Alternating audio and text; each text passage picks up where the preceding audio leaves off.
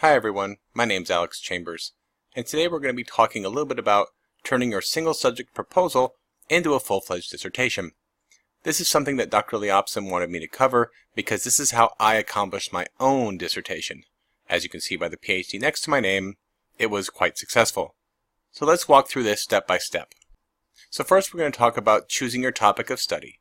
And one of the things you can do when choosing your topic of study is also choose to replicate a previously published study, which we'll talk a little bit about, and also the importance of your rationale.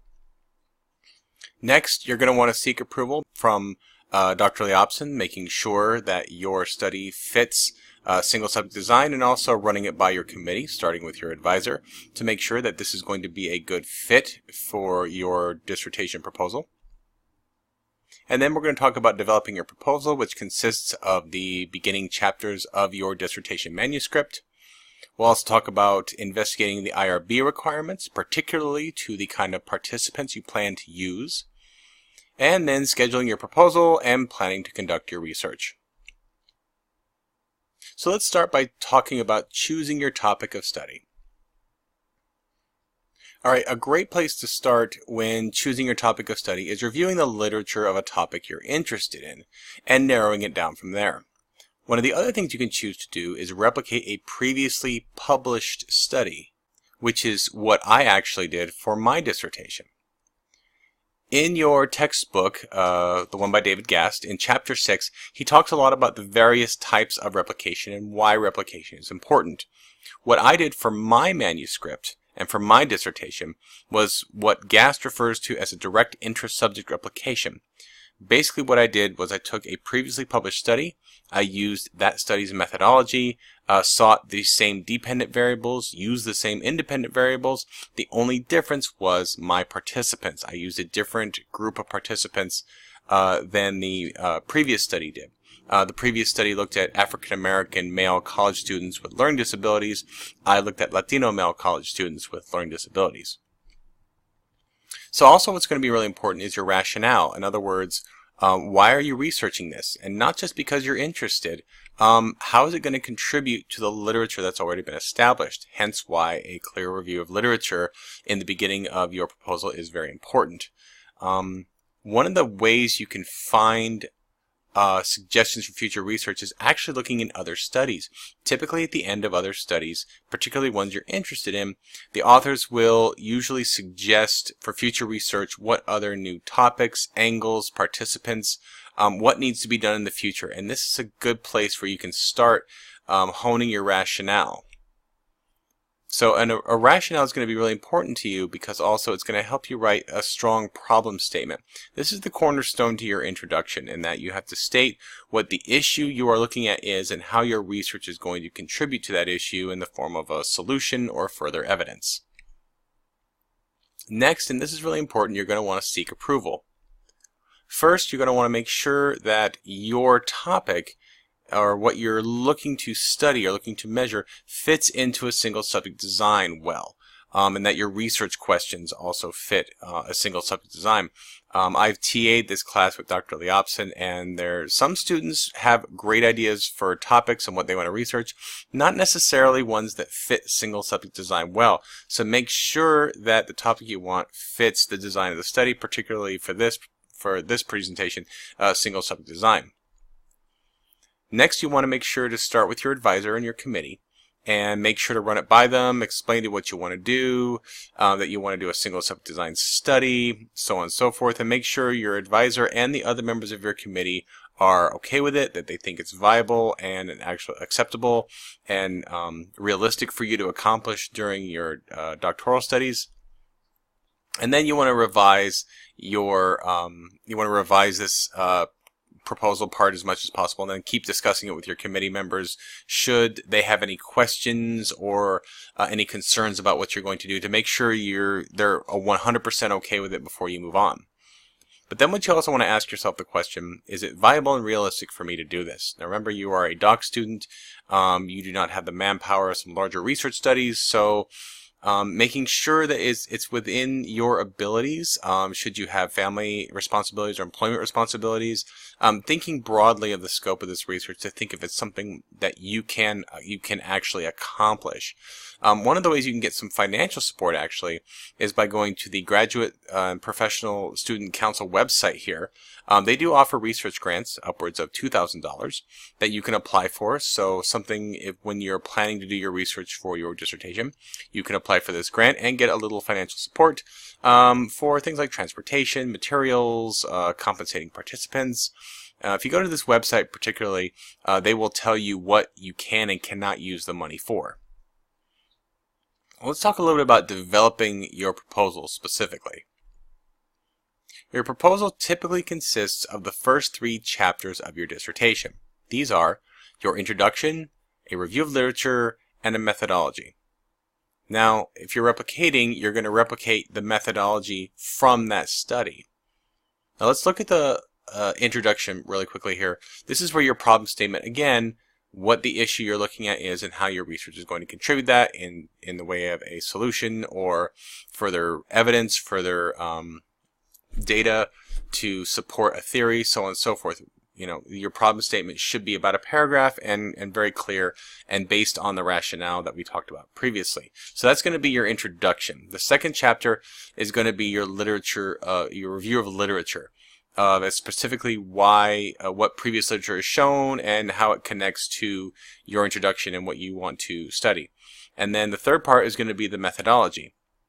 And again, when you're replicating from a previously published study, you're going to replicate their methodologies. You're basically just taking their methodology and you're replicating it for the purposes of your study, although the setting is going to be different. There's some small differences because you're not replicating the study in their location, and you might want to look at the different types of replication in the GAST text to see which type of replication would best fit what you're doing. If you have any questions about that, you can run those by Dr. Liaupsin.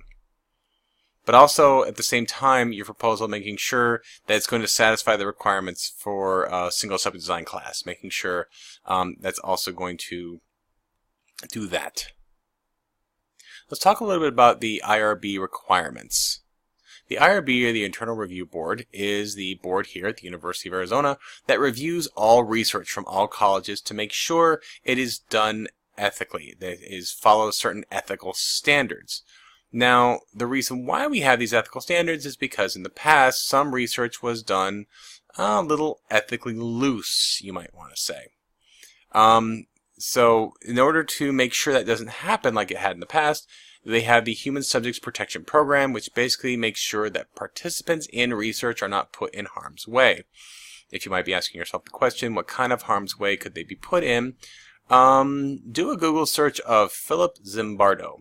And he was a researcher at Stanford in the 1970s, and he conducted a famous experiment known as the Stanford Prison Experiment. There have been a couple movies made about it. And actually, from his study, because of ethically how it was done, they decided that we need to make sure that we have more oversight into the protection of the participants. So it's a little interesting reading there. So particularly if you are planning to conduct your research at an elementary, middle, or high school, you'll be using children under the age of 18, you will most definitely need the Internal Review Board approval and human subjects oversight because you're using minors. That is a particular group that the IRB considers to be at high risk. So you're going to want to make sure that you're going to be able to outline and explain the participants you'll be using and why, and your procedures, and also what precautions you're going to take to make sure your participants are safe. So that's what the IRB wants to make sure to know. Go to their website. If you just do a search on the Arizona.edu website for Internal Review Board or Human Subjects Protection Program, you'll be able to find their website and go review their paperwork. Remember, their paperwork covers every single aspect of research all over campus. So it has questions about medical research, it has questions about medication and such. So you're only going to be filling out the portions that pertain to you. For single subject design, however, if you have 3 or fewer participants, IRB oversight may not be required. And I say may not be because there are particular populations that it's always required. One of those are, students, children at elementary schools, and that will absolutely be required. But for my proposal, for my actual research, my participants were college students. And so because they were over 18 and can sign consent for themselves and so on and so forth, and I had 3 participants, IRB oversight was not required. So if you want to figure out how to determine if it's going to be required or not, there's a form called the Determination of Human Research. If you search that phrase at arizona.edu, you'll find the form, and it has directions on it on how to submit it to IRB, and they will tell you right up front, yes, you will need oversight, you do need to fill out the paperwork, or no, you don't. But that's a good place to start. So I'll talk about scheduling your proposal. You're going to want to coordinate your proposal meeting. This is your proposal for your dissertation. You're going to want a copy of your proposal, those first 3 chapters we talked about, for Cecilia. She's the program coordinator here for the department. And so she's going to want to you're going to have a copy on file once you're done. And during your proposal, there are several questions you might want to answer or be prepared to answer, such as how are you going to recruit participants? Where is your study going to be located? Will those locations you need to seek approval from? For example, if you plan to conduct your study at a elementary school, you will need approval from the principal and also the district level from IRB. They will need that approval. So how do you plan to do this? So those are questions you might want to be prepared to address, and also ask Cecilia about getting the proper forms for your proposal. There is a signature form that your committee has to sign off on for when you complete your proposal and if they accept it. So make sure you have that all in line. And then from there, you're just going to go ahead and conduct your research.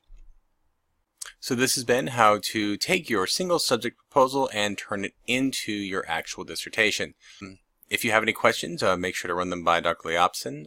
Just a few words to the wise. Make sure during your entire process that you are keeping your committee and your advisors involved at every single step. Make sure that you are not an island to yourself. Make sure you keep your committee involved to make sure that you are on track and actually following the procedures that you need to. They can also provide very helpful feedback, and so on and so forth. So just make sure you keep them involved. So that's it, and thanks for listening.